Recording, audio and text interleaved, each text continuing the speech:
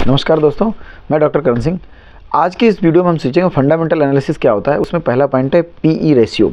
किसी शेयर को खरीदने से पहले जब भी हम उसमें इन्वेस्ट करते हैं, हमें ये पता होना चाहिए इसकी फंडामेंटल कंडीशन क्या है। फंडामेंटल कंडीशन यानी उसकी स्ट्रांगनेस, उसकी बोन्स में, उनकी हड्डियों में कितना दम है जिसके बल पर हम उसमें पैसा लगा सकते हैं या नहीं लगा सकते हैं। अगर उसकी हड्डियाँ मजबूत हैं, स्ट्रक्चर उसका मजबूत है कंपनी का, तो आप पैसा लगाते जाइए, कोई फ़र्क नहीं पड़ रहा है। तो सबसे पहला इसमें आता है PE ratio, price earning ratio. अब ये पीई रेशियो क्या है? किसी शेयर में जितना आपने इन्वेस्ट किया है उसके एवरेज में अगर हम देखें कितनी अर्निंग हो रही है, उसी से हम निकालते हैं पीई रेशियो। यानी कि 1 रुपये अर्निंग के लिए हमें कितने रुपए देने पड़ते हैं, वो है पीई रेशियो। अब इसको हम समझेंगे कैसे। कई बार हमें लगता है कि महंगा शेयर यानी जिसका रेट हाई है वो शेयर महंगा है, जिसका रेट कम है वो सस्ता है। वास्तव में ऐसा नहीं होता। कई बार ऐसा होता है कि जिस शेयर का मार्केट प्राइस कम है वो हमारे लिए महंगा हो सकता है, और जिस शेयर का मार्केट प्राइस ज़्यादा है वो हमारे लिए सस्ता हो सकता है। इस चीज़ को हमें कैसे पहचानना होगा? हम पीई रेशियो में जाकर के देखेंगे किसी भी कंपनी की। जब हम फाइनेंशियल कंडीशन को देखेंगे तो उसमें पीई रेशियो लिख कर आए।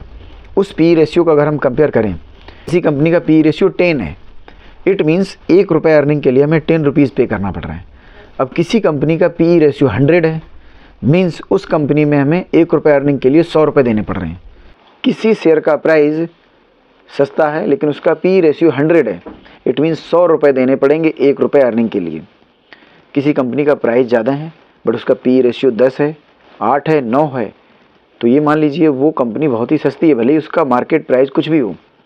कंपनी का मार्केट प्राइस और उसके पी रेशियो में कोई इतना बड़ा रिलेशन नहीं होता है कि कंपनी का मार्केट प्राइस ज़्यादा है तो उसका पी रेशियो भी ज़्यादा होगा, नहीं।